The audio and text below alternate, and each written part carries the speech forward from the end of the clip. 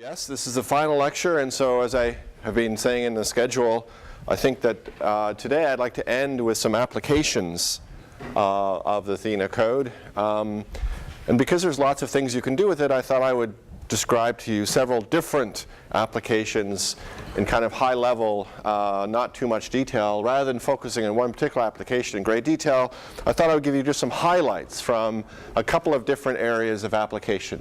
And they're all centered around MHD accretion flows. So this is work that's been done with a graduate student, Yanfei Zhang, and a postdoc at Princeton, Matt Kunz, also Shane Davis, who's a fellow at CETA, and a former student of mine, Jining Bai, who's now at Harvard. So we're going to study accretion disks in active galactic nuclei and in protostellar disk systems. And I'm going to talk about four different applications. One which involves radiation-dominated disks, one in which involves planet-disk interaction and MHD turbulence, one which involves the effect of ampolar diffusion on the nonlinear regime of the magnetorotational instability in accretion disks, protoplanetary accretion disks. And then finally, I'll discuss a little bit about dust dynamics in protoplanetary disks. And in that last topic, I'll give you sort of a little introduction to the numerics involved. But mostly, I'm just going to be hitting the highlights, one sort of soundbite from each of these four application areas. And there are lots of literature and papers published on these topics, so you can look up these papers for more detailed results if you're interested. So our motivation is to try to understand the role of MHD turbulence in the dynamics of accretion disks.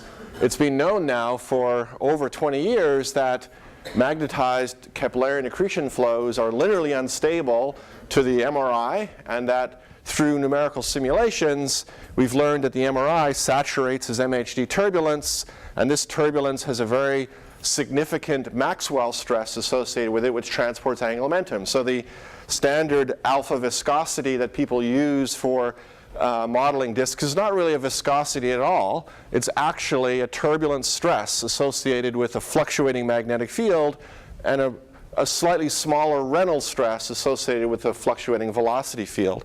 It's not really acting like a viscosity at all. It's not like the fluid is very viscous. It's just turbulent.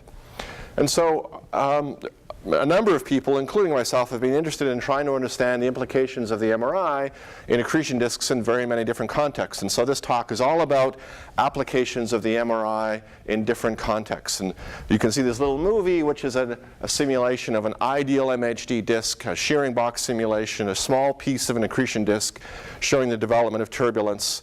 And for as long as you care to integrate, you're going to have this driven turbulence with the MRI in this particular situation.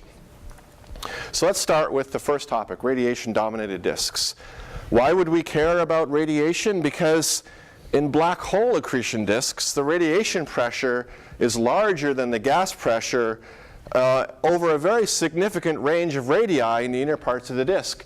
Over 2 orders of magnitude in radius, measured in terms of the gravitational radius of the black hole, the radiation pressure exceeds gas pressure for sort of solar mass black holes and black holes accreting at Eddington. In fact, the dependence on the mass on the black hole is extremely weak. So this is true both for stellar mass black holes and low mass X-ray binaries, as well as supermassive black holes and AGN.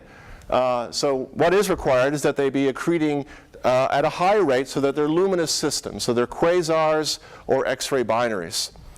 So this has been known since the very first papers on modeling accretion disks back in the 70s, including the seminal paper that introduced the alpha viscosity due to Shakur and Sunyaev in 73. So radiation really needs to be incorporated to model black hole accretion flows. And moreover, we know it's going to have a big difference, because if you simply adopt the ansatz of an alpha stress, if you say that the R phi component of the stress that transports angular momentum is in fact proportional to gas pressure, as you do in the alpha model, then it was also being known from a very long time, again since the 1970s, that radiation-dominated disks would be unstable in 2 ways. One, a viscous instability that causes the viscosity to change as a function of radius and pressure, such that the disk would bunch up into rings. You would not have a continuous smooth flow of matter, but you'd have rings of matter due to this viscous instability. And secondly, a thermal instability, which would make the disk either expand or contract on thermal timescales. You would not have a steady state disk structure supported by radiation pressure. It would always expand or contract. And it's been a puzzle for a long time as to why don't observed disk sources show these instabilities, variability associated with instabilities, or do they? It's difficult to interpret the observations. And moreover, more recently, now that we know that the alpha viscosity is not really an alpha viscosity, it's just turbulence, MHD turbulence in the disk, it's not clear whether these instabilities actually exist or not in a turbulent flow. They were derived assuming an alpha viscosity. In a turbulent flow, you can't do that linear stability analysis. You don't know whether or not these instabilities even exist. So there's strong motivation to study the dynamics in the radiation pressure dominated regime. So that was the major motivation for all that code development work I discussed yesterday. I'm just repeating slides from yesterday. So we want to study the MHD equations, the Euler equations in black, the MHD terms and equations in blue, along with the radiation moment equations. And we're including source terms in the material radiation coupling to order V over C in the mixed frame approximation, just as I discussed yesterday. And the numerical algorithms we're going to use have to meet each of these challenges. Again, just reiterating from yesterday, the same slide from yesterday. Somehow we have to come up with a closure. We have to compute this Eddington tensor F so that we know what the radiation pressure is in terms of the radiation energy density. And we're going to use the short characteristic solution to compute a variable Eddington tensor at every time step, as I described yesterday for the results I showed today. And we're going to use this modified Godunov method to handle the very stiff source terms that are present in the radiation equations. And then finally, fully backward Euler, fully implicit differencing to handle the large range of timescales. And these are all implemented. If you really want the details of what I talked about yesterday, there's two fairly substantial papers in AppJ supplements which describes in gory detail all the tests and techniques that are in there. Okay, so what we did was to take shearing box simulations, as have been done previously with no radiation, to study the saturation of the MRI in this radiation-dominated case. So schematically, we're choosing two different locations in an accretion disk around a black hole. Location A is fairly close in at small radii, and in this case the radiation pressure is much bigger than the gas pressure. And in this case, electron scattering dominates the opacity for the temperatures and densities you expect for a black hole accretion disk. And then we'll choose another location B farther out in the disk where the radiation pressure is smaller than the gas pressure. There, free absorption dominates the opacity. So we'll change the microphysics a little bit as we go from A to B. And we'll look at what happens at both location A and B using a shearing box, a stratified shearing box, in which we include the vertical component of gravity. So we model the disk midplane at the center of the disk. And then our computational domain extends up to 8 thermal scale heights above and below the disk to capture the vertical stratification. Question? Yeah, just a technical point. In the actual original model, there was also an intermediate zone where gas pressure still dominated radiation pressure, the electron scattering dominated free absorption. Somewhere around this boundary here where maybe these two things are not. So we've only done these two cases, but of course there's a continuous variation of all these variables.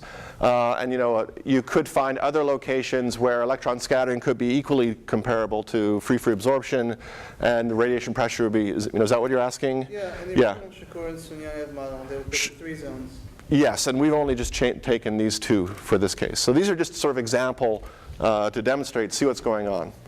What we ultimately want to do and what we're working on right now are global models where you're calculating the entire range of radii and not just these local shearing box simulations.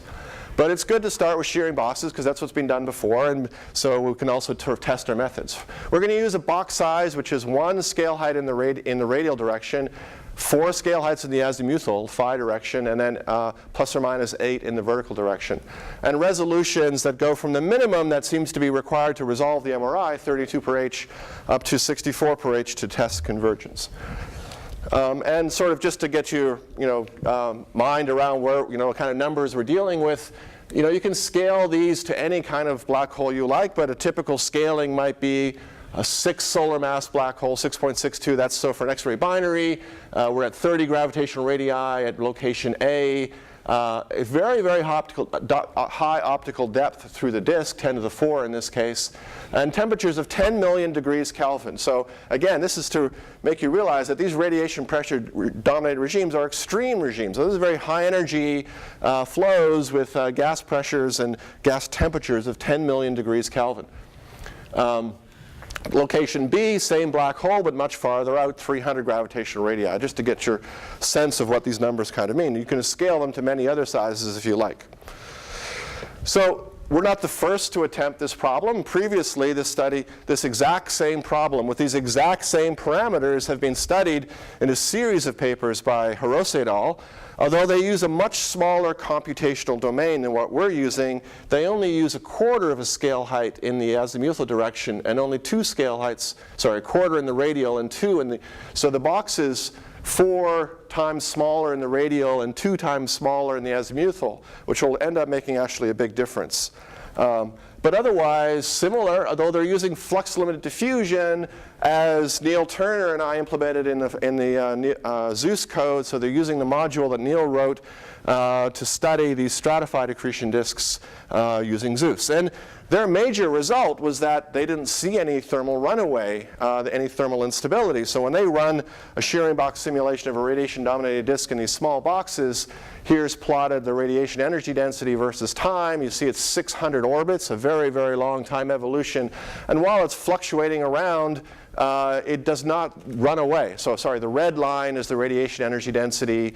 I think green is gas. Blue, I think, is magnetic energy, and black, I'm guessing, is kinetic. And so the red line, the radiation energy density, there's fluctuations of order unity, but it doesn't run away. There's no exponential growth or decay indicative of linear instability. So that's what we wanted to do, was to confirm this result using our new numerical algorithms. And so here we start with location B. Now this is a calculation run with Athena. And in location B, it's gas pressure dominated, and so it should be thermally stable according to the alpha ansatz. And indeed it is. These are space-time diagrams, meaning that this is a plot in time of the vertical profile, so the distribution in Z of the horizontally averaged quantity. So you horizontally average the density and then plot it versus time. So that's log rho here, here's log t, and here's the toroidal component of the magnetic field, By. And you see that the disk doesn't change its vertical structure very substantially. There's this very interesting pattern that emerges. People call this the butterfly pattern. The MRI generates a dynamo which amplifies toroidal magnetic field in the midplane, and then that toroidal magnetic field rises buoyantly out of the midplane in a cyclic fashion. So you get these alternating patterns of oppositely directed toroidal magnetic field rising out of the disk. And this is seen in every stratified shearing box simulation. It's a robust property of the MRI, and it persists when you add radiation physics. It's still happening. But the disk is stable. So again, as you plot these quantities versus time, they're not running away. The disk is stable as you would expect for a gas pressure dominated case. But to our surprise, when we tried doing location A, which is the radiation pressure dominated case, radiation pressure to gas pressure is 4 in this case, then we get this thermal runaway, that the disk just secularly increases in temperature over time. It starts to puff up as the scale height gets larger and larger. And then once the photosphere hits the top and bottom of the box, we have to stop the calculation because we no longer believe the result anymore. The photosphere is no longer in the domain. You still see this butterfly diagram, you still see the toroidal field, but it's getting stronger and stronger. So as the disk gets thicker, the fields get stronger, the turbulence gets more powerful, the heating gets larger, it starts increasing in thickness faster and faster. And when you plot the time evolution of all these different energy densities, you can see this runaway of the thermal energy. Now the thermal time is about 10 orbits, so the heating cooling time is about 10 orbits. And this is taking 150 orbits to run away. So this is a very slow runaway. It's not happening on an E-folding time corresponding to a thermal time. So it's not the Shakur-Sanyai of thermal instability. It's happening at a much slower time scale than that. But it is definitely running away. So you might ask, well, why do you stop it when you hit the top and bottom? If you had a bigger box, maybe this would stop happening. So of course we've tried doing that. We try restarting the calculation with a box which is taller, and it just keeps growing until it hits the top of that box. And there's only so much computer time we're willing to throw at this problem, and so at some point we give up and say, look, we can't seem to stop this from happening, it's running away. And that's very puzzling because that's a different behavior than what was seen with the flux limit diffusion calculations. But when you look at this calculation in detail, what's also interesting is that it actually satisfies the 0th order condition for thermal instability. Namely, thermal instability requires that the rate of change of the heating, Q plus, with total pressure P has to be larger than the rate of change of the cooling rate with total pressure P. So that just says that if this condition is satisfied, if you heat the gas up a little bit so the pressure increases, that makes the heating rate increase. And if the heating rate increases faster than the cooling rate does, then there's going to be a net increase in total heating. So that's going to make the pressure get larger, which is going to increase the heating rate even more, and then that's going to run away. So as long as this condition is satisfied, you're going to get thermal instability. And here's a plot of the heating rate Q plus and the cooling rate Q minus in black from this simulation. It's a very, very wiggly line because this is turbulence, and it's very chaotic, and so there's lots of stuff going on. But if you fit a power law to the overall trend, you get a slope which is significantly larger than the power law fit by the cooling rate. And so to 0th order, this is thermally unstable, as you would expect, and that would explain what this runaway is happening. The blue line here, by the way, is the profile of the pressure with time here. So if you follow this blue line, you can see that the pressure is just running away. And as it runs away, this heating and cooling rate are also following pretty well power laws that seem to satisfy this instability criterion. Well, what if you change the parameters of the calculation? What if you do an even more radiation pressure dominated case? Well, in that case, we tried another location, not A or B, but call this one D, if you like, somewhere else in the disk, closer in where the radiation pressure is much larger, 206. In this case, it runs away very rapidly, but rather than expanding, in this case, it collapses.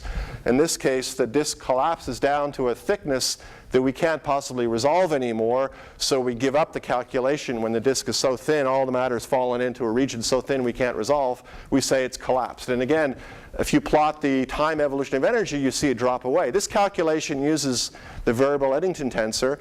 We were so concerned about this, we implemented flux limited diffusion into Athena so we could have a direct comparison between the Zeus results and the Athena results, because after all, maybe the differences are because we used Athena and the previous results used Zeus, which are different MHD algorithms. Here's the calculation with flux limited diffusion in Athena for these same parameters. Once again, it just collapses. It runs away. The energy densities fall off with time. So it actually is not just the rate of transfer algorithm at work here. What's really at work seems to be the box size.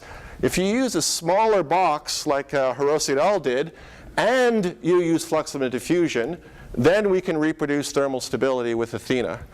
But if you use a smaller box with a variable Eddington tensor, then that runs away always, no matter what you do.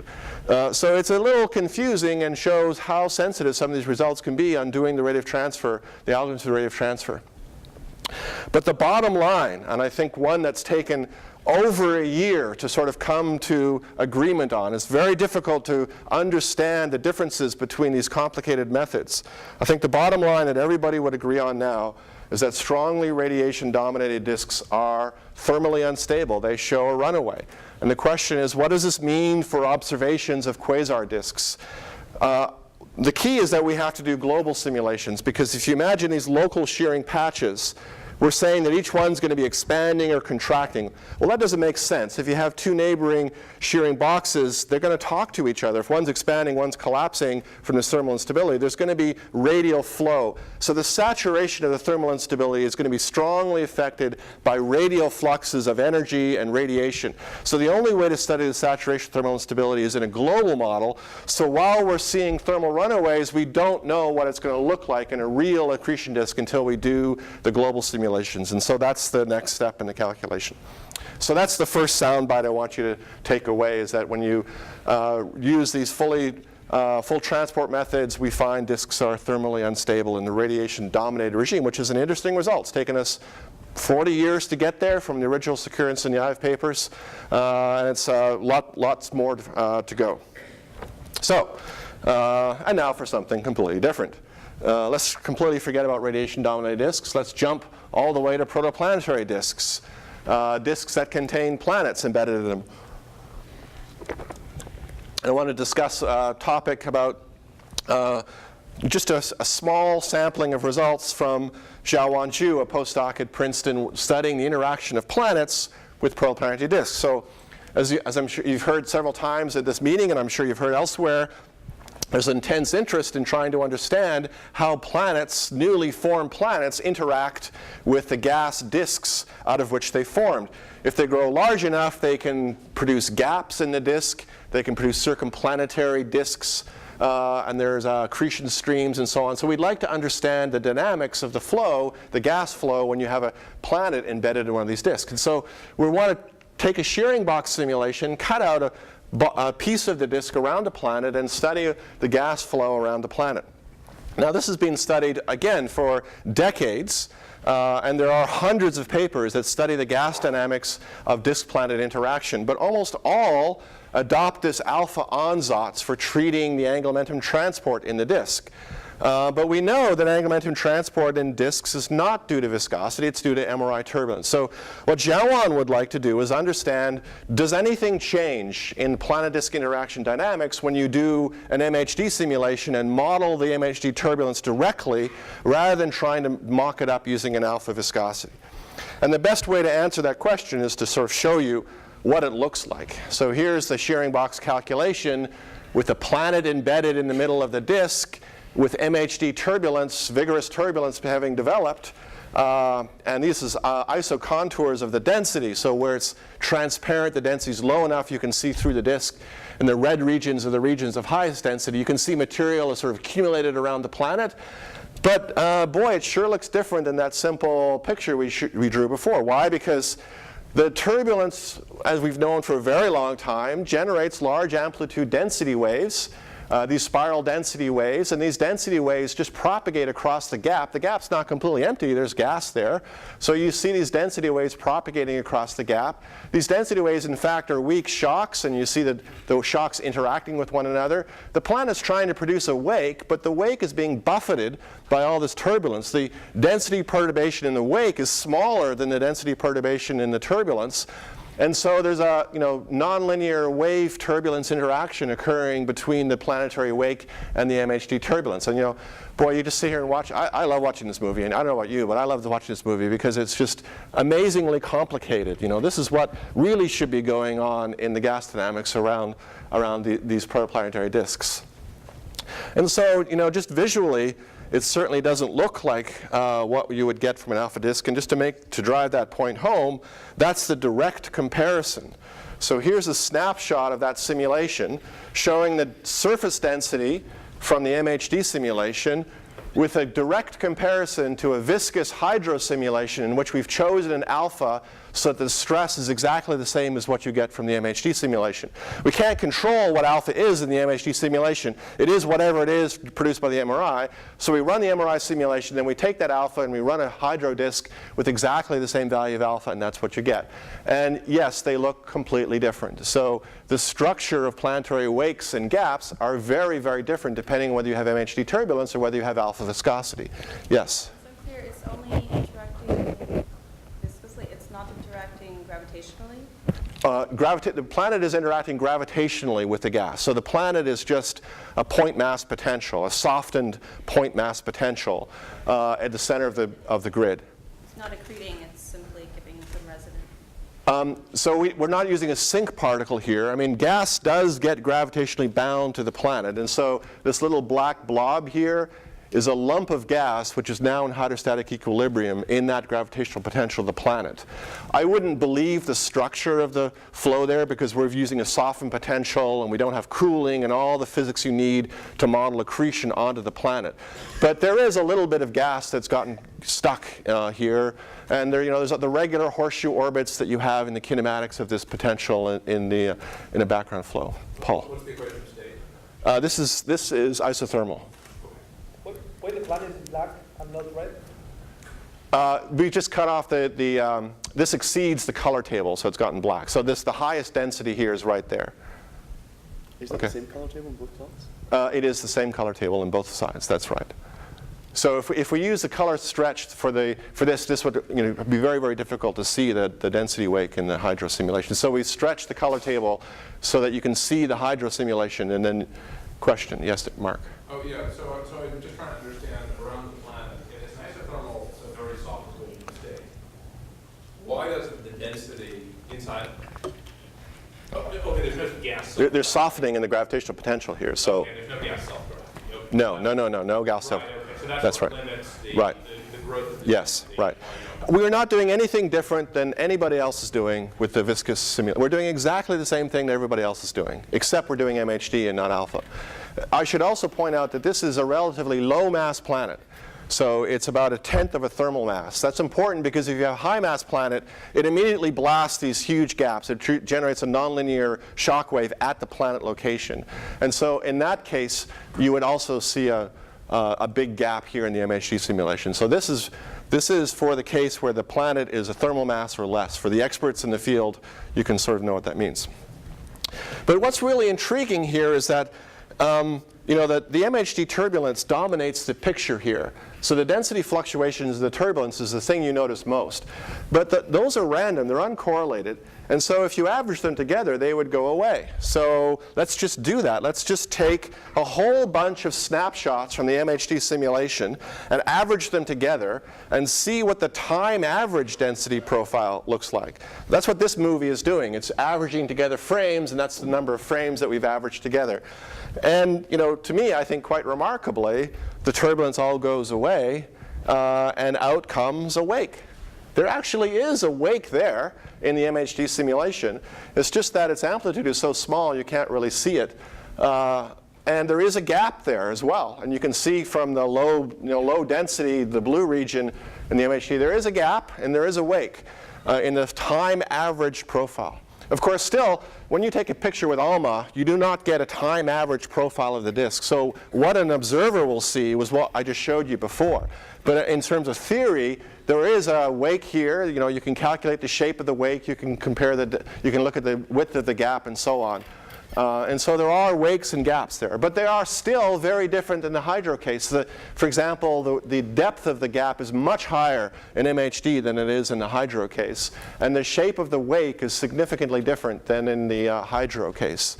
And so it means for low mass planets, you really do have to worry about the MHD turbulence and not trying to model it as alpha viscosity. Representing the effects of turbulence in the disk via viscosity is not going to lead to the right answers for gap depths, gap edges, migration rates, torques. The torque has changed substantially because that depends on the density profile around the planet. That's all changed. So good news and bad news. Good news, gosh, there's lots more work to be done in this problem.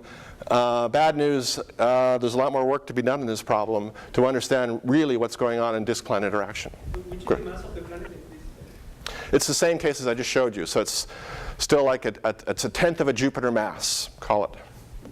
Okay? Okay, so that's soundbite number 2. It's now possible to study planet-disk interaction in full MHD, and interestingly enough, it makes a substantial difference for some quantities. And so it's important to look at this in more detail. And there's still much work to be done in understanding planet-disk interaction. So let's stick with protoplanetary disks. What just happened? There we go. Stick with protoplanetary disks. Let's try to stick with protoplanetary disks. And talk about the effect of non-ideal MHD on the turbulence. What I just showed you before was an ideal MHD calculation. But in fact, there's been a number of papers and quite a bit of work over the last 15, 20 years or so in trying to understand and predict what the structure of protoplanetary disks would be like. And there seems to be an agreement that the following sort of schematic structure should be present.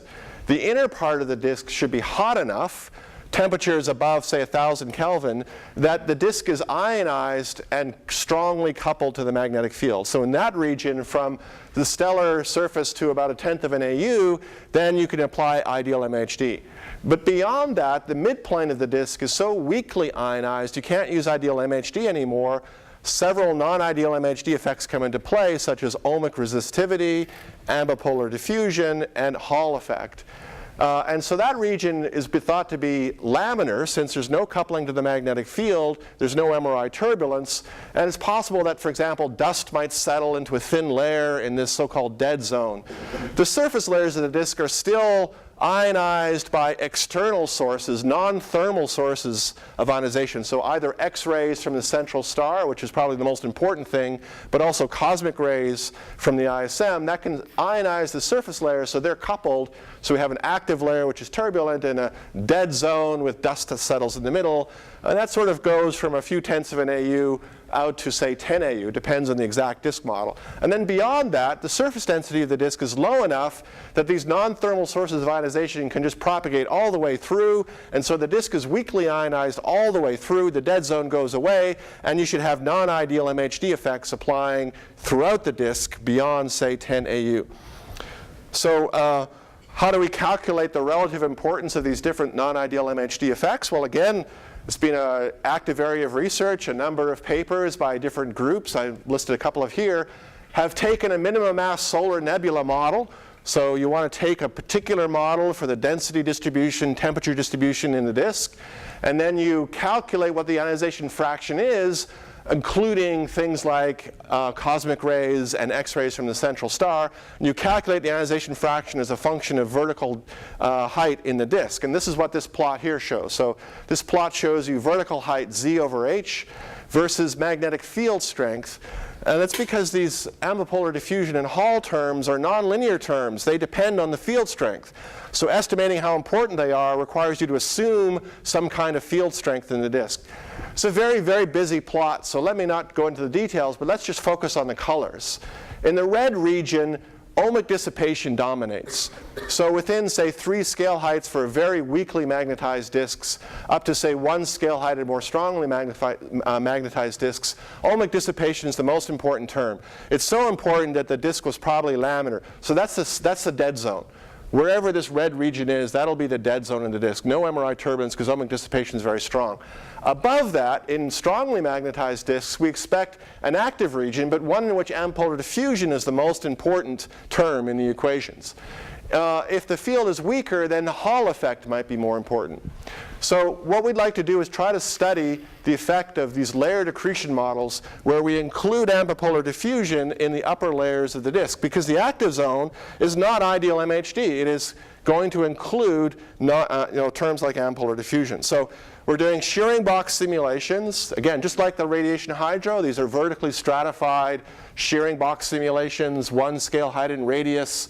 This particular case is 8 scale heights in azimuth, plus or minus 4 scale heights in the vertical direction.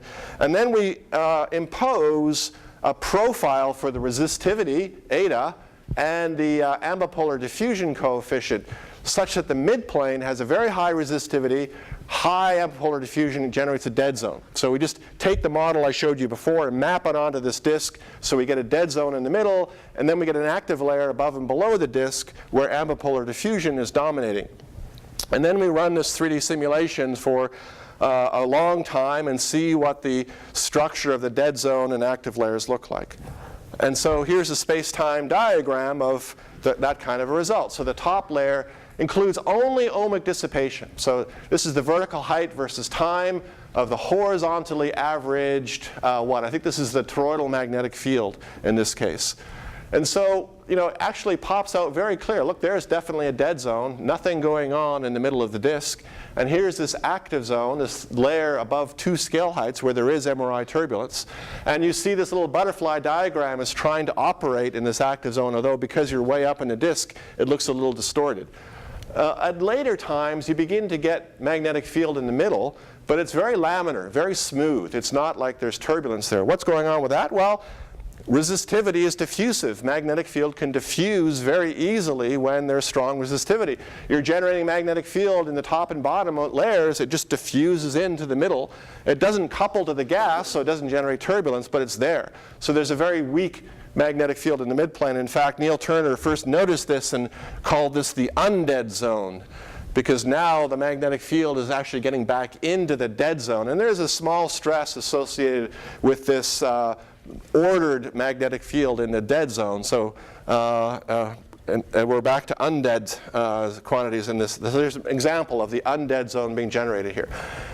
What happens when you add ambipolar diffusion in the upper layer? It starts off the same with turbulence for a few tens of orbits, but then it settles down into this remarkable state where it just becomes completely laminar. The toroidal field just kind of locks in to this laminar structured state, and for as long as you care to integrate the calculation, you don't get any more turbulence. You just get this uniform profile for the field, for the velocity. And it turns out there's also an extremely strong outflow associated with this state. The toroidal magnetic field and the vertical field are being twisted by the shear into an angle which produces the centripetal wind effect, this Blanford-Payne kind of wind solution, and you generate a strong wind out of the active layer in the disk. So that was a big surprise. We did not expect that. And in retrospect, why is it happening? It's actually very simple. It's because, again, this ambipolar diffusion is a nonlinear term whose amplitude depends on the strength of the magnetic field. We imposed an initial weak magnetic field, and so that imposed an important but not dominant ambipolar diffusion term. When the disk went turbulent, when the active layer went turbulent, it started amplifying the magnetic field, and that made the ambipolar diffusion term much, much bigger as it proportionally increased the strength of the magnetic field. Ambipolar diffusion term got so big, it shut off turbulence. So the active layer shut itself off by generating turbulence and amplifying the magnetic field. That produced such a strong ambipolar diffusion effect that it shut off the MRI turbulence, and all that's left is this uniform laminar field. And what's kind of interesting is you can then go ahead and plot vertical profiles. So these are the profiles of various quantities versus height. And you can compare this to analytic wind solutions. So for example, here's the gas pressure, here's the magnetic pressure. In the midplane, very, very weak magnetic field. In the upper layers, it's very magnetically dominated. That's where the active layer has amplified the field and has become magnetically dominated. And then you can plot things like the vertical magnetic or vertical velocity in the flow. It's zero throughout the bulk of the disk where nothing's happening. But as soon as this wind solution starts, you get this acceleration, and the wind goes through critical points. The black dots show the alphane points in the wind, and you can map this directly to previous analytics solutions for steady-state winds, and it all seems to agree extremely well. So what's quite remarkable is this 3D time-dependent simulation settles down into a steady-state wind solution, but only when you include the ambipolar diffusion term. So that's interesting. Yes?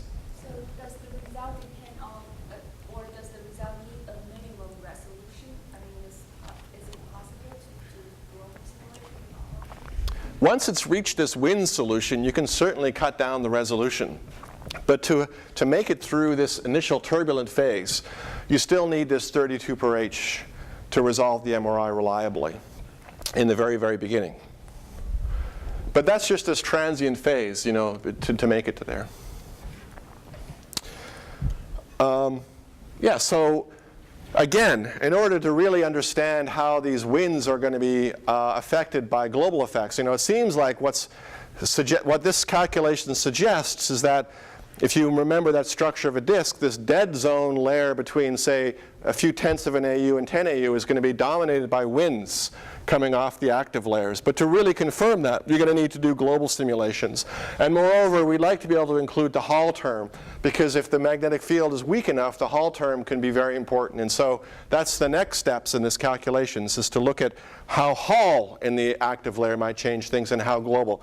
But again, this just demonstrates that there's still lots of interesting things to be discovered in looking at these more realistic MHD models of protoplanetary disks.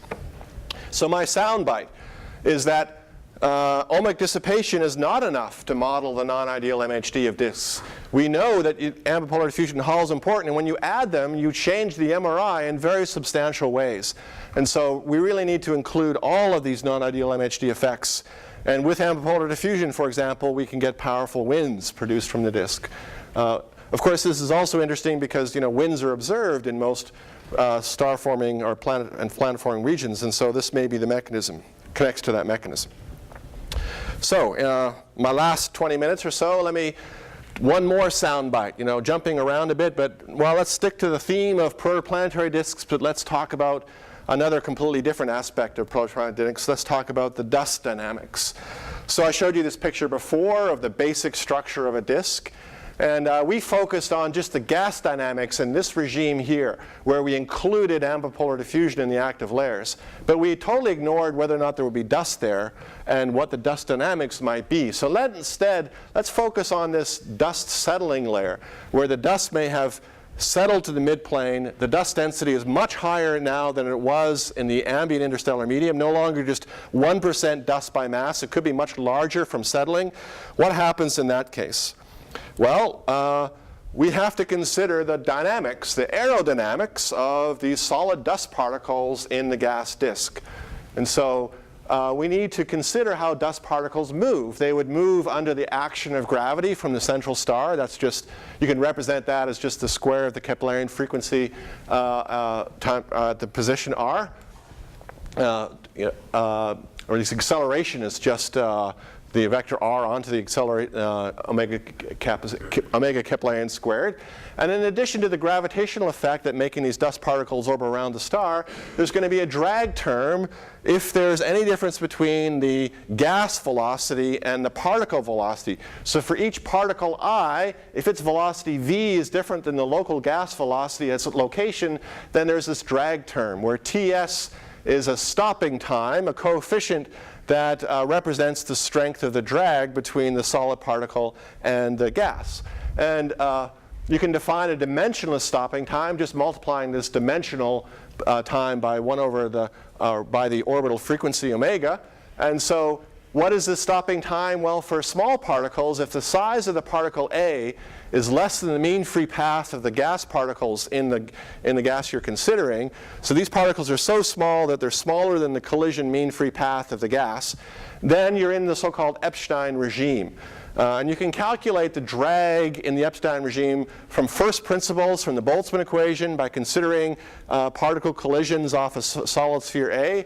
You go through the analysis, you'll find the stopping time has this form here. Depends on the solid density, the gas density, the sound speed, the size of the particle, and the Keplerian frequency.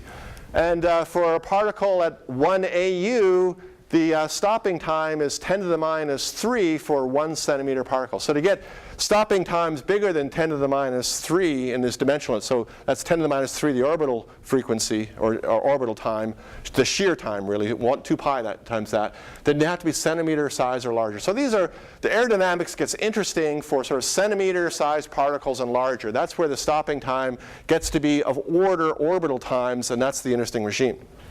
So far, we're just doing analysis that's been around for quite a long time, considering particle aerodynamics. So another important step here, again, you may have heard, you may know all this stuff, so I may be repeating stuff you already know, but let me just go through anyways. Because of this gas drag, there's end up being a radial drift in the particles. So the dust particles will be radially drifting inwards. Why is that? Because the gas in the disk orbits at slightly sub-Keplerian velocities because they feel a radial pressure gradient. The gas feels pressure, the pressure is not zero, so there's a slight radial pressure gradient, the gas orbits slightly sub-Keplerianly. The particles don't feel that pressure gradient, so they orbit at exactly the Keplerian speed. So they're orbiting slightly faster than the gas particles are, so they feel a headwind. They're moving through the disk at a faster velocity, they feel a headwind.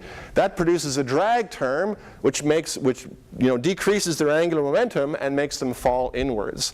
And you can calculate analytically the amplitude of this velocity difference between the gas and the dust particles. It's this sort of complicated expression here. You can go through the analysis, but it has all the right limits, right? You can at least confirm it makes intuitive sense. If you make the stopping time very, very large, that means the particles are very weakly coupled, right? Then the stopping time, the velocity difference is just eta vk in that case, and eta is proportional to the sound speed over the Keplerian velocity squared. So it's a measure of how large the pressure gradient is in the disk. So for a very large pressure gradient, eta is large, you get a very large velocity difference. If the particles are weakly coupled, they just see that whole velocity difference in their drag. If they're less well coupled, if tau s is small, in fact, if tau s is 0, there's no difference. If their stopping time is 0, they're perfectly coupled to the gas. The velocity difference is 0. So it has all the right limits. So you plug this angular velocity difference into the equations of motion, and you realize there's going to be a radial drift as well, because as they're losing angular momentum, they're going to start falling inwards towards the center, and the radial drift speed then falls analytically from this, this expression up here. Again, I'm not going to go through all the steps, but there it is. So you can calculate how long it would take particles to drift all the way to the central star, given their size and reasonable properties of the disk. And it turns out to be uncomfortably small for things like meter-sized particles. A meter-sized particle at 1 AU will drift to the center at only 200 orbits. This is so-called meter barrier. It seems impossible to have meter-sized planetesimals in a disk because they're all just going to drift inwards and accrete in much less than the disk lifetime. At 1 AU, that's only 200 years, and disks live much longer than that. So this is the origin of the so-called meter-sized barrier, again known for a very long time. But what's more recently been understood in only the last 5 years or so, 10 years or so, is that this radial drift of particles inwards is actually subject to a gas dynamical instability called the streaming instability, first discovered by Andrew Uden and Jeremy Goodman at Princeton, actually. And so what does this mean? So here we have a bunch of particles randomly distributed in the disk. So this is the radial direction and the vertical direction, a bunch of gas particles. And they're all radially drifting uniformly in towards the center of the star because of this gas drag effect. But it turns out that they tend to clump together because of this radial drift. And it's kind of it's an exact analogy for the physics of instability is a little difficult, but you can sort of think of it as a traffic jam whereby particles which feel a full headwind are slowed down, and particles behind them feel slightly less drag and they catch up, so they clump together in radius. And another way to think of it is that the particles like to accumulate in the wakes of, the gas flow itself is being affected by the drift of the particles, and the particles tend to congregate into the wakes where the drag is reduced behind clumps, and so they tend to clump together in order to try to lower the drag between the gas and the drifting particles.